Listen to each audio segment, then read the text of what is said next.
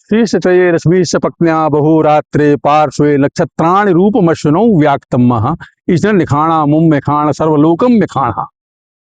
यदि आप ग्वालियर में रहते हैं तो आपने महालक्ष्मी जी की इस प्रतिमा का दर्शन कभी ना कभी जरूर किया होगा। ये वो प्रतिमा है जहां पर सुबह सैकड़ों कारोबारी मां की अनुमति लेकर अपना करोड़ों अरबों रुपए का कारोबार शुरू करते हैं और शाम को कारोबार को विराम देने के बाद फिर इनके पास हाजिरी लगाने आते हैं। नमस्कार, मैं प्रवीण चतुर्वेदी अपने साथी अंशुल वाजपेयी के साथ आज ऐतिहासिक विरासत और विकास की यात्रा के पड़ाव पर हम लोग पहुंचे हैं महाराज वाड़े पर। महाराज वाड़े के बीचों बीच में बनाए गए पार्क में ये महाराज जयाजी राव सिंधिया की प्रतिमा है, जो एक तरीके से महाराज वाड़े का ट्रेडमार्क है। महाराज वाड़े को लेकर हम आपको ऐतिहासिक जानकारी देंगे और साथ ही एक भ्रम को भी आपके दूर करेंगे। अमूमन इतिहासकारों की नजर में या जो किताबों में लिखा गया है उसमें महाराज वाड़े को 100 साल पुराना माना गया है। आप अपने इस भ्रम को दूर कर लीजिए। महाराज वाड़ा 100 नहीं 200 साल पुराना है और इसकी ज्यादातर इमारतें उसी समय बनी थी। बाद में 19वीं सदी की शुरुआत में वो 100 साल पुरानी इमारतों को नए सिरे से एक बार उनका चेहरा या फसाड बदला गया और उसको कुछ इतिहासकारों ने उसके निर्माण का कार्य मान लिया। ग्वालियर के विकास की यात्रा यहीं से शुरू होती है और उसके बाद की सारी विकास की इबारत भी यहीं लिखी गई।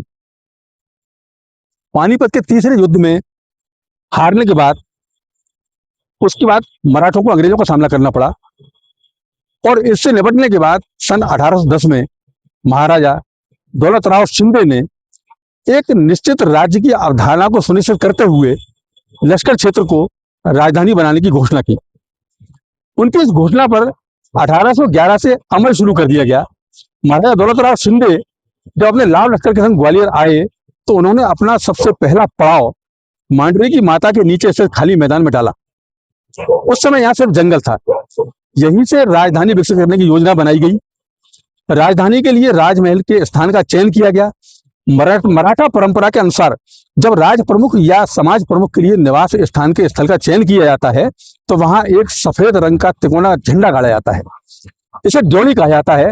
यही कारण है कि गोरखी के पिछले हिस्से को आज भी पिछाड़ी ड्योढ़ी के नाम से जाना जाता है। इसी परंपरा के चलते किले की दक्षिण पश्चिम की ओर एक तालाब के किनारे सफेद झंडा गाड़कर उसे ड्योढ़ी घोषित कर दिया गया। सन 1811 से 1815 के बीच तालाब को बंद करके राजमहल का निर्माण किया गया। इस भवन को आज भी पुराने रजिस्ट्रार कार्यालय के रूप में देखा जा सकता है। आप इस पर बड़े गंभीरता से ध्यान दें कि महाराज वाड़ा जो आज प्रमुख व्यावसायिक केंद्र है, ये 200 साल पहले एक तालाब था जिसको सिंधिया रियासत ने अपने महलों के निर्माण के साथ बंद कराया। महाराजा दौलतराव शिंदे के लिए बनाए गए पहले महल यानी पुराने रजिस्ट्रार कार्यालय के महल का नाम शिंदे वंश शासकों ने अपनी कुलदेवी गोरक्षी के नाम पर गोरक्षी महल रखा, जो बाद में अपभ्रंश के रूप में गोरखी कहलाने लगा। राजमहल के ठीक सामने एक छोटा सा बाग लगाया गया जिसका नाम नजरबाग था। ये नजरबाग आज नजरबाग मार्केट के रूप में मौजूद है। नजरबाग के दूसरे छोर पर ब्रिटिश रेजिडेंस जो थे उस समय के, उनका निवास स्थान बनाया गया। ये बिल्डिंग वर्तमान में इसमें पोस्ट ऑफिस संचालित है। ये इमारत जो आप देख रहे हैं इसमें वर्तमान में पोस्ट ऑफिस संचालित है। ये सन 1820 में बनकर तैयार हो गई थी और तत्कालीन ब्रिटिश रेजिडेंट के लिए यह आवास बनाया गया था। इसका पिछला हिस्सा नगर निगम के पास है। पोस्ट ऑफिस के ठीक सामने की ओर बनी ये इमारत, जिसको वर्तमान में टाउन हॉल के नाम से जानते हैं, ये इमारत भी 1820 के आसपास की बनी हुई इमारत है और उस समय तत्कालीन सिंधिया रियासत ने इसको नाटक घर के रूप में बनाया था। 19वीं सदी की शुरुआत में यानी सन 1910 के आसपास इसके फसाड को चेंज करके और इसको रीगल थिएटर के रूप में डेवलप किया गया। सिंधिया राजवंश के पहले महल यानी पुराने रजिस्ट्रार कार्यालय, जिसको गोरक्षी महल कहा गया था, उसके पीछे दो इमारतें रानियों के महल के रूप में बनाई गई, जिनमें से एक आज गजरा राजा स्कूल के रूप में मौजूद है और दूसरी इमारत जो महारानी स्कूल थी अब जमींदोज हो चुकी है। महल के दक्षिणी हिस्से में कोषालय और सचिवालय के लिए दो इमारत बनाई गई, जिनमें से एक पुरानी कलेक्ट्रेट है और दूसरा गोरखी स्कूल। गोरखी स्कूल के बाहर पुरानी बगल से लगा हुआ पुरानी कलेक्ट्रेट का जो द्वार है वो महल का उस समय का तत्कालीन प्रमुख प्रवेश द्वार था, प्राचीन प्रवेश द्वार था, जो आज तकरीबन अस्तित्व खो चुका है। और जो द्वार जिसे अब गोरखी महल का द्वार माना जाने लगा है या कहा जाने लगा है, इसका संबंध 19वीं शताब्दी से है। ये उस समय उसका निर्माण नहीं हुआ था।